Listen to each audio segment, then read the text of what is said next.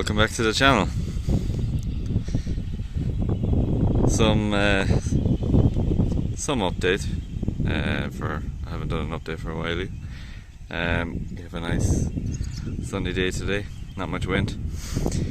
So I had mentioned in previous videos that my big turbine, my 500 watt, wasn't positioned correctly. So most of our wind comes from straight on here, kind of south, and then over that way from that direction. And my big turbine, it was sitting right here, and now it's gone. I moved it. That's where the platform was.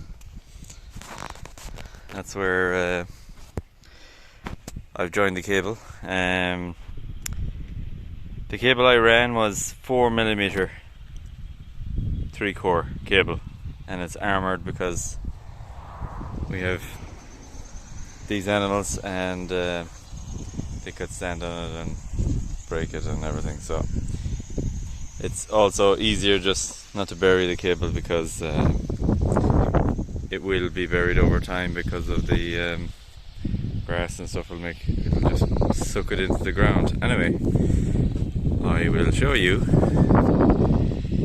where I moved it to. Right up here. So that's obviously the 400. The other 400, which I'm not spinning at the moment. The 500, which is starting to spin. It's very low wind, but it's starting to spin. This one's spinning. So it's a much better location. I don't have all this tree was blocking where the turbine was right there. And now it's going to have a pretty good access to wind. Okay, so it's not finished yet, but I have to kind of bury my anchors more, but for now, temporarily anyway, it's up. Took a lot of work. Had to move this concrete piece at the bottom here using the tractor, otherwise I wouldn't have been able to do it. So yeah, I mean, so this is basically where the wind comes from, more or less. So a few trees there, but nothing major. These guys, this is the joiner I've used here. I'm going to pop that inside there so it doesn't get much rain. And that's the cable I'm using, 4mm, and it's armoured cable, so nothing can break it unless someone literally cuts it with a spade or something like that. So again, I had to use heavy rocks, or in my case I used it's actually an old bag of cement that went hard, and I had I'll show you on the other one, actually it's clearer, but there's a bag of cement there. My guy wire is coming up here and into my, can't remember the name of them, hooks, and the same for the rest of them as well. So this is basically what I have over there. I drilled through this old bag of lime cement, whatever it is, and right now it's actually suspended, so I just had to fill that in, and that'll keep it steady. So that's my north wind anchor, so that's facing south right now, and that'll be southwest, west. Oh yeah, so I also moved this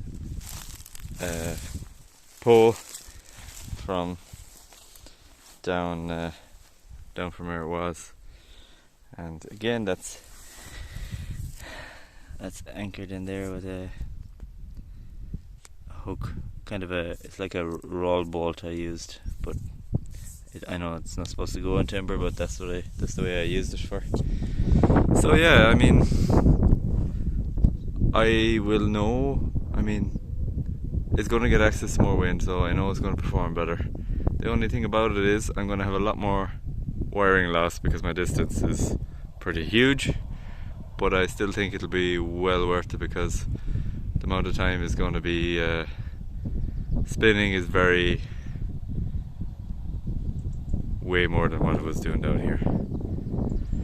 In the winter time I am gonna take off those blades because they're going to be too big for winter time and it'll just burn up the turbine probably.